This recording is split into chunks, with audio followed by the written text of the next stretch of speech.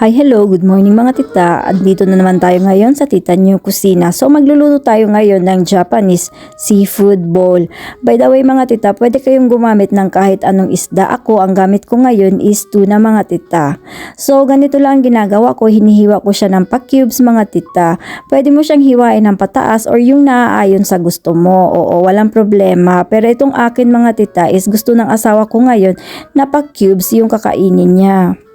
So, ibabad mo lang sa regular soy sauce, sa biring at sa Japanese sake mga tita yung isda mo for about 15 to 20 minutes. By the way mga tita, kung ano yung measurement ng soy sauce mo, ganun din yung measurement ng mirin at Japanese sake mo. Tapos babad mo lang yan siya dyan, tapos ilagay mo sa ref mga tita para fresh pa rin yung dating niya. At ang recipe na ito mga tita, pwede sa kahit anong isda, hindi lang sa tuna, o kahit sa anong isda na gusto mo at paborito mo, pwede siya.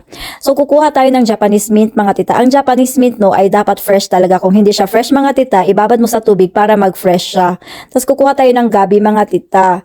Tapos hiwain mo lang yung yung Japanese mint mo mga tita. Yung Japanese mint nyo is dapat malalaki yung hiwa ba para malalasahan nyo talaga. By the way mga tita, yung Japanese mint nyo, yung kahit na anong hinihiwa mo, depende sa laki niya, nagkakaiba yung lasa. Tapos yung gabi natin mga tita is ikukudkud natin. Pwede naman siyang hinihiwa ng pa-julienne cut mga tita. Kaso nga lang mas masarap siya kapag kinukudkud nyo siya. So, after nating makudkud yung gabi natin mga tita, lalagyan natin siya ng mentsuyu. Sa mga hindi nakakaalam kung ano yung mentsuyu, hanapin nyo sa internet mga tita. Japanese kind of soy sauce yan siya mga tita. So, imimix mo lang siya. I-blend well mo siya mga tita para magkalasa yung gabi mo, yung yam mo. Tapos yung isda mo, after 15 or 20 minutes mong binabad, itapon mo yung niya mga tita, pinagbabaran. Kasi yung isda lang ang gagamitin natin. Minsan mga tita, dito kasi sa Japan may pre-cut na mga na sashimi, kaya bumibili na lang ako tapos yun yung binababad ko. Kahit halo-halo sila, okay lang. Tapos kumuha ka ng kanin mo mga tita, lagyan mo ng sushi vinegar. Yung kanin mo dapat mainit-init pa siya bago mo lagyan ng sushi vinegar para mag-absorb yung lasa niya. Tapos ilagay mo lang siya sa bowl mga tita, palamigin mo bago mo ilagay yung mga ricados mo.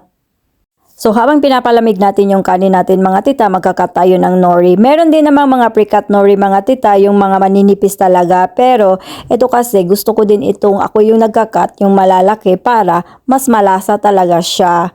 Ayan 'di ba?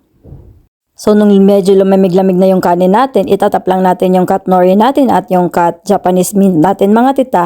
Tapos isusunod na rin natin yung gabi natin, yung yam natin na may mentsuyu. By the way mga tita, yung gabi mo, yung yam mo is umaalsa yan siya sa tiyan mo. Kaya ibabalance mo mga tita, baka masyado kang mabusog ba? Oo pa. Kunyari kinain mo siya ng gabi, 'di ba? Baka masyado kang mabusog tita, hindi ka makatulog kasi nga umaalsa nga sa tiyan yung gabi mo. Kaya pwede mong i-balance dun sa kanin mo, pwede mong kontian yung gabi mo or pwede mong kontian yung kanin mo. At yan na yung finished product niya mga tita. Pwede mo siyang i-sprinkle ng green onions mga tita. Kaso nga lang, gabi ko na kasi siya ginawa kaya hindi ko na nilagyan mga tita kasi mangangamoy sa bibig, 'di ba? So thank you for watching mga tita. Sana may natutunan kayo. Bye.